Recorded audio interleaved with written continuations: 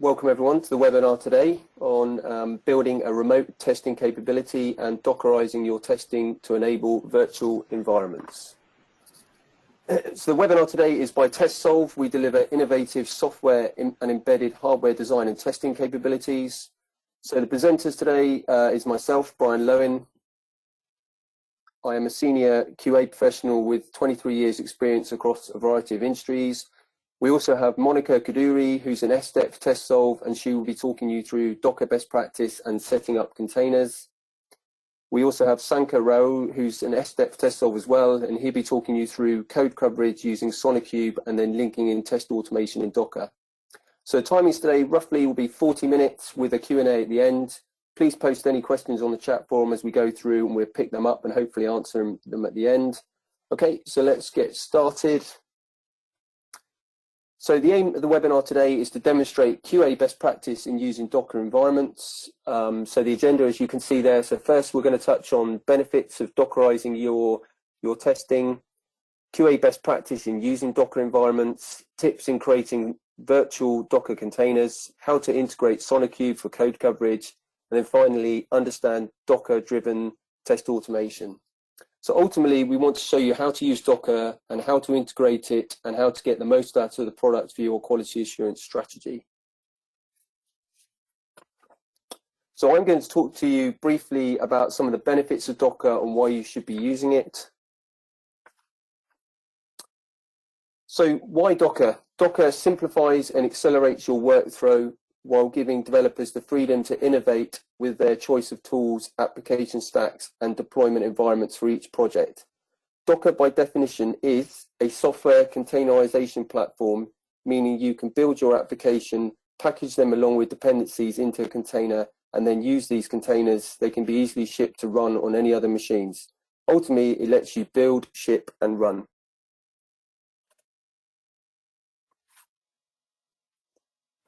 So Docker is gaining in popularity and its usage is growing rapidly. Look at some of these key stats. You can see the growth of Docker just in these 4 years. There's now over 14 million Docker hosts and 900,000 Docker applications out there. So what are the key benefits of Docker? So we're looking at agility, portability, security, cost savings. So hardened containers deliver new levels of security, reduce maintenance costs by over 10 times for legacy, commercial, and new applications. And companies like Facebook are leveraging containers to make engineering teams more productive and to improve utilization across computing resource. In fact, Google credited containers for eliminating the need for an entire data center recently. But why is Docker so hot? So Docker solves the "it just works on my machine" headache. So some of the key features are you've got the dev test of legacy applications, you've got new applications development, you've got code agility, CI/CD pipeline, you've got DevOps adoption, and you've got microservices and cloud. So looking at the Docker ecosystem, developers are using Docker to package applications in such a way so that they can run anywhere. Some are using containers for CI with companies like Shippable, CloudBees, CircleCI, etc., providing specific solutions for continuous integration, while others are providing complete cloud solution aiming to solve problems like storage, network, and security, like Cluster UP, Joyent, and Jelastic, etc.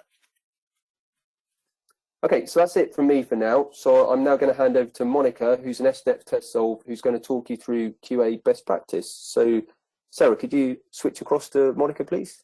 Yeah, no problem.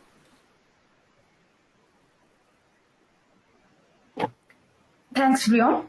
Hi guys, good morning. So before I start about tips and QA best practices using Docker, let's go into pre-virtualization days, where there is one application on one physical server at a time. It has many limitations, like it is slower and this involves so many costs, resources aren't utilized better way, it's difficult to scale and migrate, and so on. So to make full use of computing power and resources, the concept called hypervisor-based virtualization came into picture, where hypervisor layer is introduced on top of host OS, which allows us to install multiple virtual machines on single physical server. Hence, it's cost-effective than previous option, and it's easier to scale. Well, then it has some limitations too, such as each VM still needs CPU allocation, storage, RAM, an entire guest OS, which means wasted resource. We might also encounter compatibility issues while porting across different platforms, and data volumes cannot be shared. So to overcome these limitations, here comes containerization, which can be considered as an evolved version of virtualization. Containers are a standardized unit of software and dependencies that allows developers to isolate their app from its environment at a fraction of computing power. Also, they share the same OS kernel, works with major Linux and Windows servers. Now, when we compare containers versus VMs, VMs are an infrastructure level construct to turn one machine into many servers, whereas containers are app level construct. Apart from portability, containers also give some granular control over resources, giving your infrastructure improved efficiency. Rather than debating containers or VMs, which is better, I would say containers and VMs together provide a tremendous amount of flexibility for IT to optimally deploy and manage apps. So these are some of the benefits of containers, such as speed, portability, and efficiency. Applications can be online in seconds as it requires no OS to boot. Less dependencies between layers makes it more portable, and improved VM density means increased efficiency, and data volumes also can be shared and reused too, and multiple environments can be run through same host, though each one has different configurations, different OS and software. Let's discuss on most interesting part, tips and best practice to use it in your applications and creation of Docker containers. So enterprises are using Docker containers for varied use cases. To list a few, push button deployments in seconds, not in hours or days. And we can use a new app, we can use this Docker for new app development and microservices, or we can refactor all or part of our legacy app. And we can run one-time jobs as well. And we can use it for front-end app servers as it is highly horizontally scalable. And we can use Docker for creating secure sandboxes easier than ever. And we can use it for CI/CD pipeline, which is made easy with Docker. So before we go further, let me help you understand some terminology that is used frequently in Docker ecosystem. First and foremost, it's images that are blueprints of our application, which form basis of our containers. So there are two types of images, base image and child image. Base images are images that have no parent image. Usually they are images of OS like Ubuntu, BusyBox, Debian, etc. Whereas child images are images that are built on base images, which add additional functionality to the base image. And now containers, which we discussed. They are created from Docker images and they run the actual application. And then Docker daemon. It is a background service running on the host that manages building, running, and distribution of Docker containers. And then Docker client. It's a command line tool that allows the user to interact with daemon. And the Docker hub. It is a registry of Docker images, which contains hundreds and thousands of Docker images already. And we can also host our own Docker registry and can use them for pulling images. Now let's see the Docker architecture. Like I said, Docker uses client-server architecture. So here the Docker client talks to Docker daemon, and the Docker daemon does the heavy lifting of building, running, and distributing your containers. And then Docker client and daemon, they both communicate using REST API or over Unix sockets or network interface. So to turn our legacy applications into containerized applications, so we have 4 high-level stages that Docker envisions for modernization. For this modernization, they are lift and shift the app, deploy and manage via Docker Enterprise, refactor and revise, and implement containers as a service. So these are few commonly used Docker commands for your reference, which we'll see in the demo shortly. So to create a Docker image by hand is tedious and error prone. So you can create it by using a script called Dockerfile. It consists of 3 main parts, which is a base image, like we discussed. Here it is Maven. Maven is the base image here in this example. And then we can put forward various Docker building steps, including our application related. And then at the end, the start command. So when you change any of these layers in the Docker file, and rebuild the image, only those layers that have been changed are rebuilt. So this is the part that makes images so lightweight, small and fast, when compared to other virtualization techniques. So let's see some hands-on. So first, you need to install Docker on your desktop. You need to install Docker desktop on your Windows or Mac machine, and it looks something like this. Currently, there are no containers running. You can see that Docker is running. Otherwise, you need to start it. And there's Docker Hub, hub.docker.com, where you'll have hundreds and thousands of images already. You can search for any image using the keywords. For example, MySQL, just like I just showed, and you can pull any version of it by providing the version number, or you can use the tag latest to pull the latest image. So now, let's run some containers using the terminal. So first, let's start with Docker version. You can see that Docker is installed properly and is using 1903 version. And then let's see if there are any images by using Docker images command. There is a PHP image already. And let's pull some image, let's say BusyBox, which is a software suite that provides several Unix utilities from the Docker Hub. Just take a couple of seconds. So now let's see the image is present here. The BusyBox image is present. So let's run BusyBox image. And let's do some function called echo using this BusyBox. So here what just happened is Docker ran echo command in BusyBox container and then exited it. Everything happened pretty quickly, right? So imagine booting up a VM, running the same command and killing it. That is why containers are fast. So if you want to run multiple commands in the container, you can use something like docker run -it busybox sh. So here, what you can do is we can run multiple commands here, as many as you want. And then you can use the command exit to exit from the container.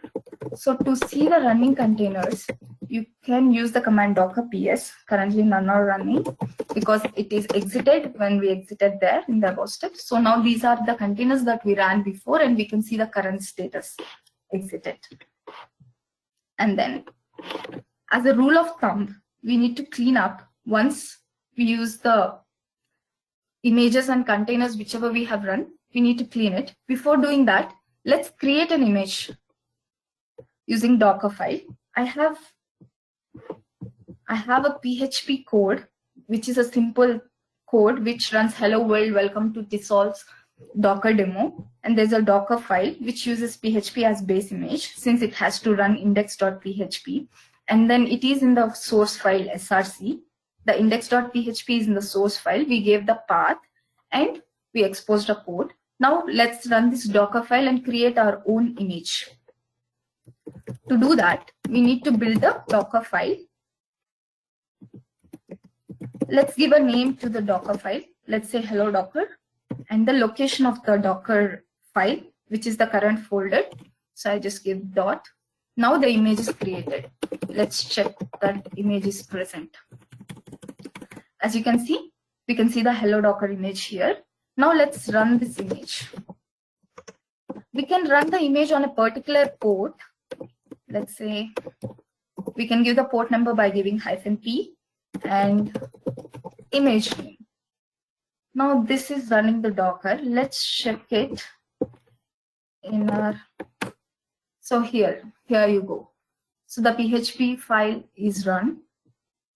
Like this, you can create your own images, run them on specific ports, and at the end of the day, like at the end, like I said, you need to remove the images and containers. So first remove the containers. So these are all the list of containers. First, we need to stop the running containers before we remove it. To do that, we use docker stop and container ID. So it has stopped the container. To remove the container, we need to use docker rn container ID. That will remove the container. And to remove all the containers that is been running, to remove all the containers, there is a single command saying docker container prune. It will ask yes or no, and then Here you go. All the containers are removed. To remove Docker images, the command is docker rmi and image ID or image name. So the image is deleted. So this is the small demo on Docker. Now let's go back to the presentation. So now we are using multiple images. Now we have, say, something like DB, WordPress, an application which uses multiple containers. And how do we run multi-container Docker environments and get them to communicate with each other? So to do this, we have a concept called Docker Compose, which is a tool for defining multi-container Docker environments. So here, as you can see, here I have two images, SQL and two containers, SQL and WordPress. And we can give the dependencies also. Here the WordPress is depending on the SQL image, and whatever we do in this container will get saved in this DB. So like this, we can get the containers communicate with each other, and we can create a whole environment app by using docker compose.yaml file. And we also have something called Docker Swarm. So if we have all the images and the host, if you don't have Docker Swarm in a basic Docker, we have to allocate the image to the particular host to run its container. Here Docker Swarm helps us to run this request. It takes the image request and it runs the container. It allocates it to the swarm, whichever is free at the moment. So it will allocate it to any container that is free, so we don't have to manually do it. So this is about Docker Swarm, and we can scale it. Docker Swarm also helps us to scale our server horizontally. And this is it about Docker, and I'd like to hand over to Shankar to discuss further about code coverage using SonarQube and test automation. Thank you, guys. Thank you, Monica. Hey, thanks, Monica. Hey, this is Shankar, and I work with Tesla.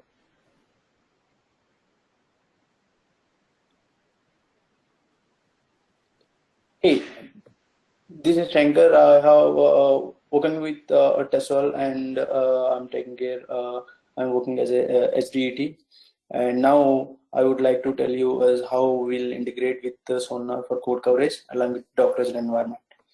And before going to that, just I want to how we will use SonarQube. What is the purpose of SonarQube, and why we need is majorly very popular in the market nowadays. And for this, for tracking and improving software quality with SonarQube, how we will go into that. Before going to that, just I would like to tell what is SonarQube introduction. And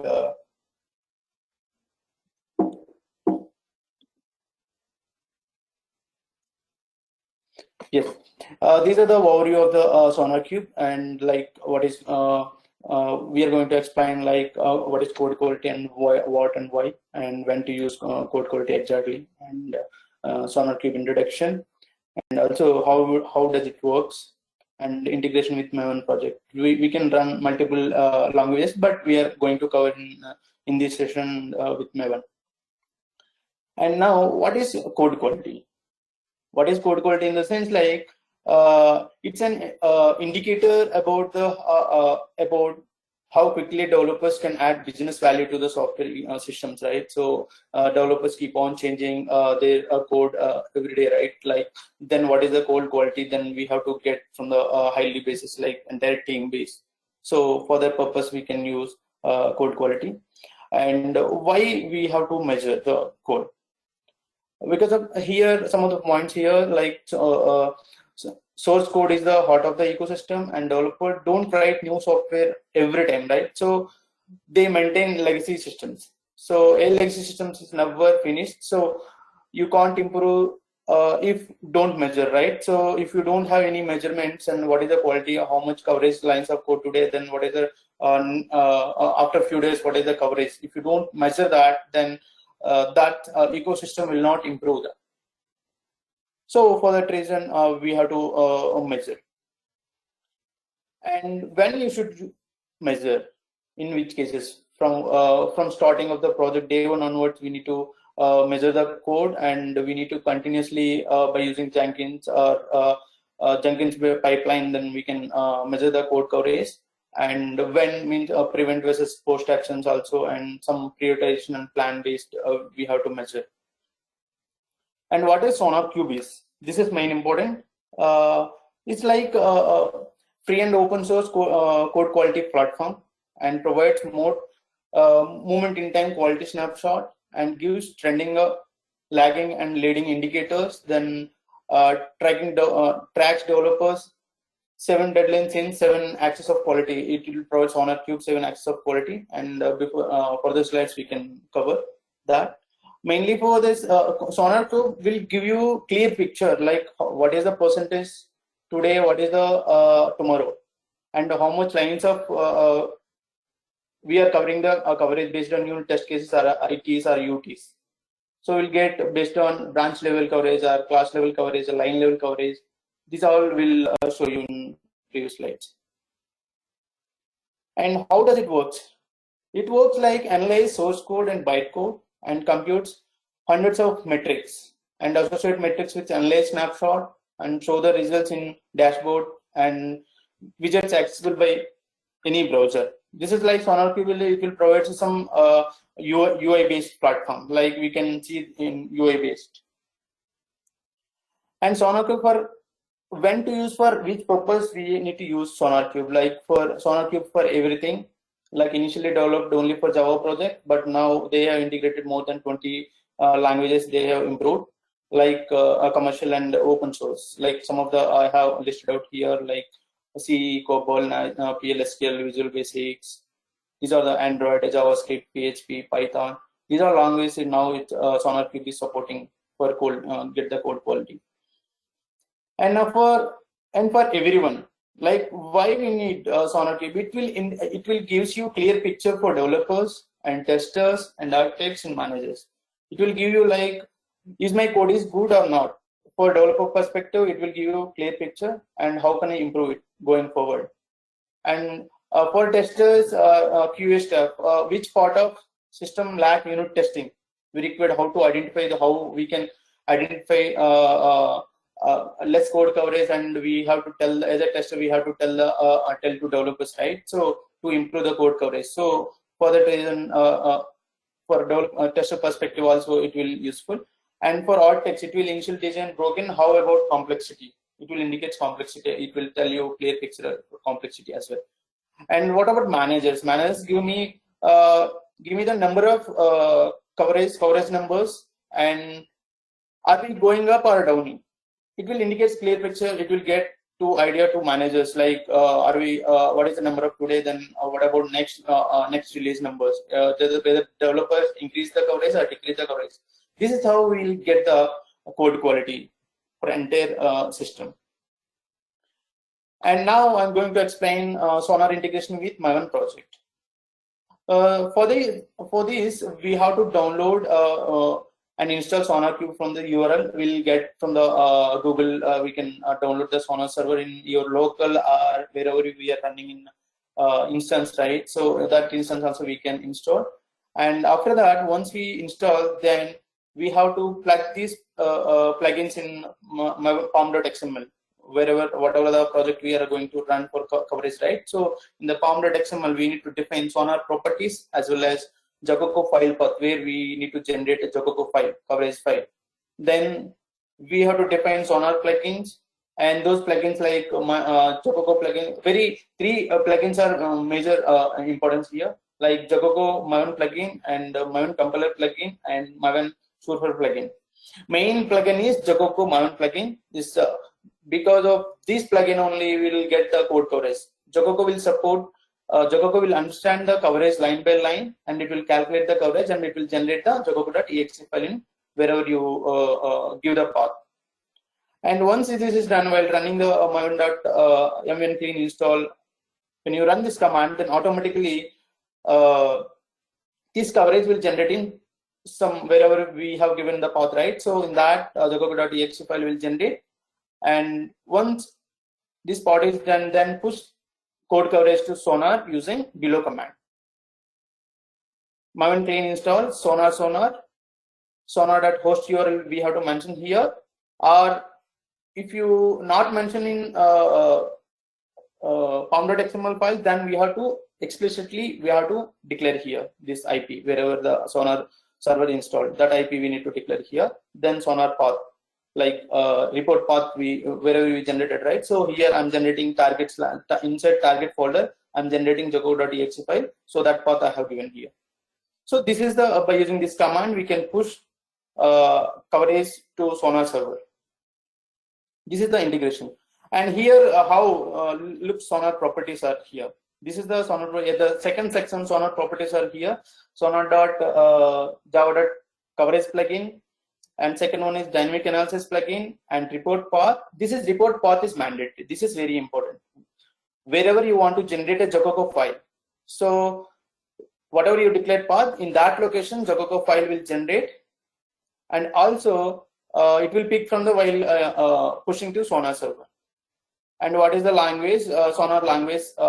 This is for Java project, so that's the reason I use Java here. And what is the version of the Jacoco server? Jacoco, and what is the Surefire version? And common language and the Sonar exclusions. Exclusions also important. When you push coverage to Sonar server, what are the classes you need to exclude? Suppose I have a class 10 classes we have in a project. Let's assume. So out of which I don't want to include some of the classes while pushing to the Sonar. So in that case, we can use this Sonar property, sonar.exclusions. Then we need to define class name with comma separated, or how many number of classes we need to exclude. Then we can define here by using Sonar exclusion property. Then now I'm moving on plugins. These are the plugins are important to integrate in pom.xml. First one is Maven.Surefire plugin, and second one Maven compiler plugin and Jacoco Maven plugin. Jacoco Maven, these three are mandatory. If you need to get the code coverage, these three plugins we need to add in pom.xml. And now once we run this above command, then code coverage it will push to Sonar. Then this is the Sonar UI, actual UI and quality gate UI. Sonar will provide us web UI. This looks like this. Here I have run my project is CCS, so project name is CCS. So for this CCS, I'm covering the quality gate here. So once you push the coverage, automatically it will show like this. Here we can identify what are the bug, how many number of bugs we found, and what are the vulnerabilities, or what are the code smells, and what are the coverage percentage we are getting for this project, and what are the duplication lines of code we are using declared by dev. Then we can identify here. And also this is the code measures. How will integrate, how can we see code percentage above we have seen here. What is the code percent? 43% we have now. Then out of 43%, how many lines of code we have? Line coverage and branch coverage and condition coverage and class coverage. Also Sonar will provide us module level coverage as well. How many classes we covered, line based level. See at the left side we have a coverage section here. Reliability, security and maintainability, and coverage also option here. So in that coverage section we can see here what is the overall coverage. Inside that, line coverage is this one. Uncovered lines, that line number of lines also we can get here. How many lines of coverage included, and what is the condition coverage, uncovered conditions, and overall coverage, how much percentage we are getting here. And also it will show us, Sonar will show us like what are the tests we have ran, how many number of tests, what are those errors, is there any failures are there in our unit tests or integration tests, and how many skipped, out of which 326 here 15 are skipped by dev. So there is success percentage and what is the duration for execution. This is overall code coverage section. And now we are moving on understanding Docker driven test automation. Like we have in place in handy, we have created a Docker environment, and Sonar server also we have installed. Now we are going to run this project in Docker environment. So before going to run this Dockerized environment, we need some prerequisites to automation prerequisites. Here, first in handy Docker setup is ready, and Sonar integration with Maven or Gradle, some XYZ languages we can integrate with Sonar. That is, we are taking this Maven here. And after that, once we integrated Maven Sonar plugins in Maven, then we need to create Jenkins job creation for Dockerized Swarm cluster. We have to integrate that. And for whatever unit testing or integration testing, based on our use cases, we need to create according to job. And run the job and get the code quality report to email. Like we'll create a Jenkins job, right? A CI/CD will maintain, right? Jenkins job will create a, suppose let's say I have created 2 jobs. One is for unit test coverage, daily basis I will trigger. One is for integration test. Integration whenever new release or integration test whenever we require based on discussion, right? So we'll schedule same way. So these are the prerequisites. Once we done this and Jenkins job if you trigger, then automatically this is the actual flow, whatever we discussed, right? Previous slide. This is the flow, architecture driven testing automation flow chart. Like how it will peak, from where to where it will go. From it will, once you configured whatever previous discussion, right? Previous slide. Then here it will start job from the Jenkins. Then what Jenkins will do? It will pull the code from the Git repository, and it will build according to the project. If it is a Gradle, it will build using Gradle. It will build. If it is a Maven, by using Maven, it will build.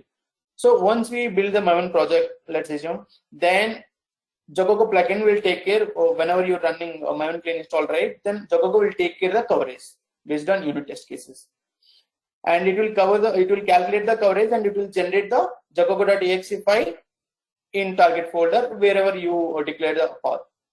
In that location, it will generate Jacogo.exe file, and it will push to Sonar server, and that is a SonarQube gate quality. And these are all things it will be done in Dockerized environment. Docker Hub it will create, right? So Dockerized compose file it will create a containers. In the containers it will execute this whole process. This is a high level flow chart.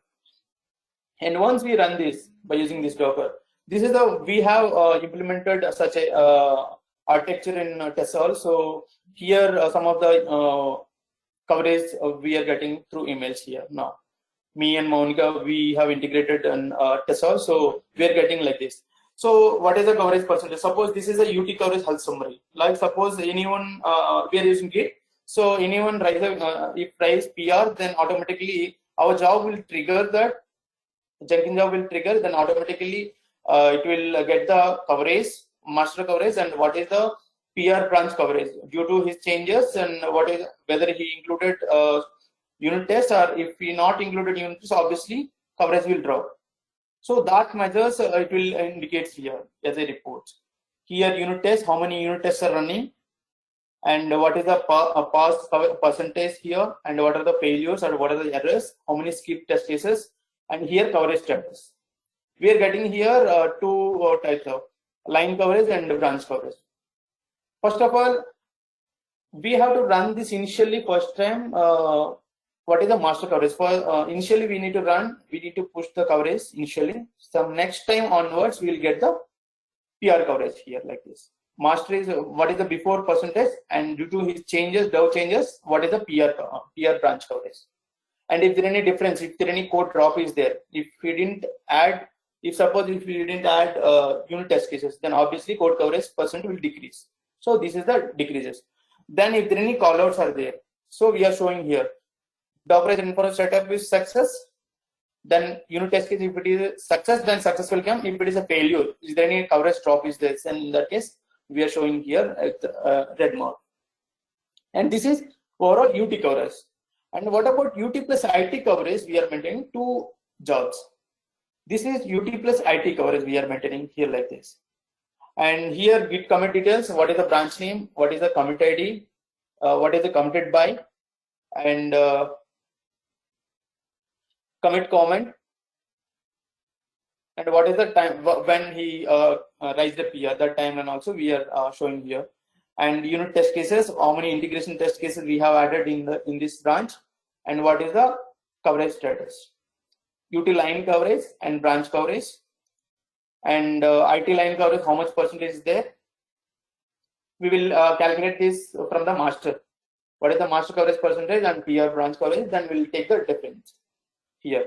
So here we at the bottom side we are calling it out some callouts here. Docker info, if it is setup is Docker info setup is failed, then we are call out this Docker info setup is failed. I will exit, and obviously unit test, IT test will fail, and unit test will fail, right? So we are calling just we are showing the message in the reports like this. This is a Docker unit test cases report completely. Now I'm going to hand over to Brian. Thank you, Sanka. That was very, very good. And Monica as well. Prior to that, Sanka, could you move to the next slide?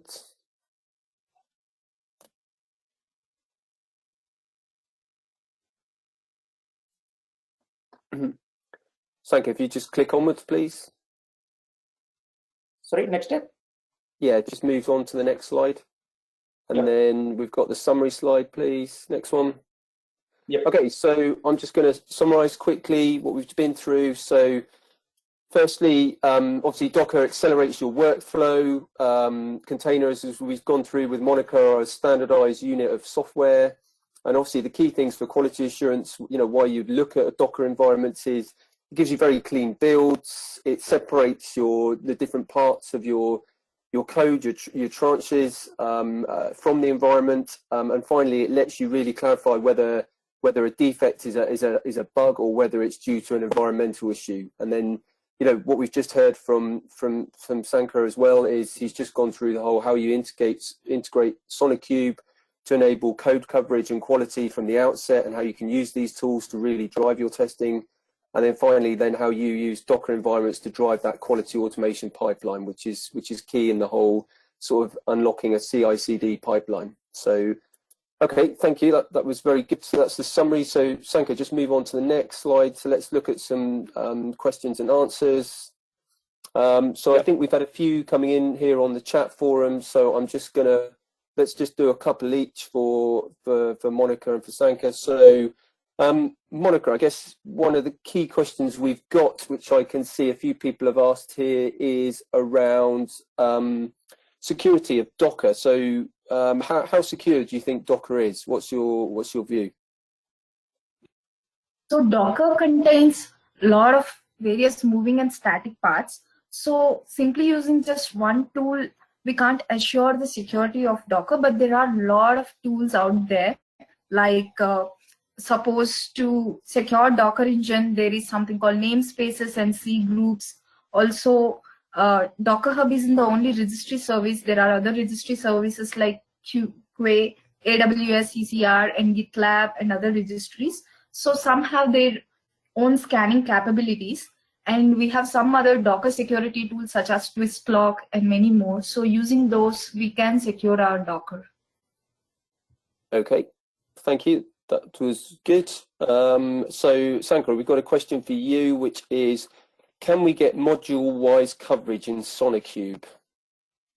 Yes.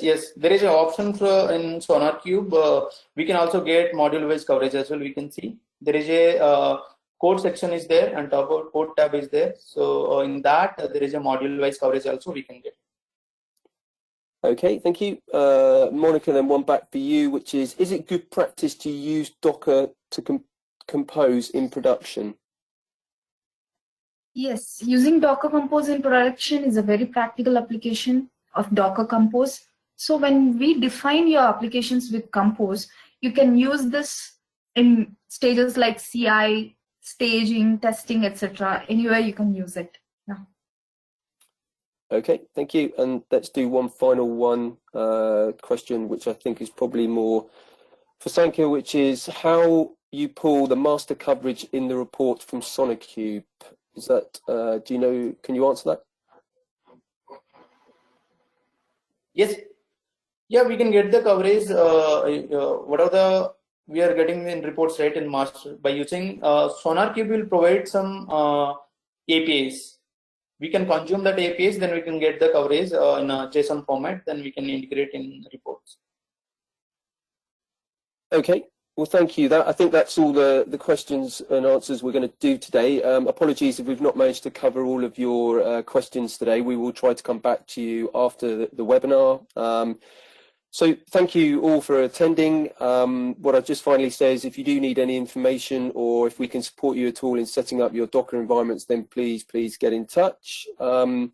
And a final request is we're planning to run a number of these webinars, so if you have any future suggestions on topics that would be of interest, then also please let us know. That would be good. So, okay, I think that's it.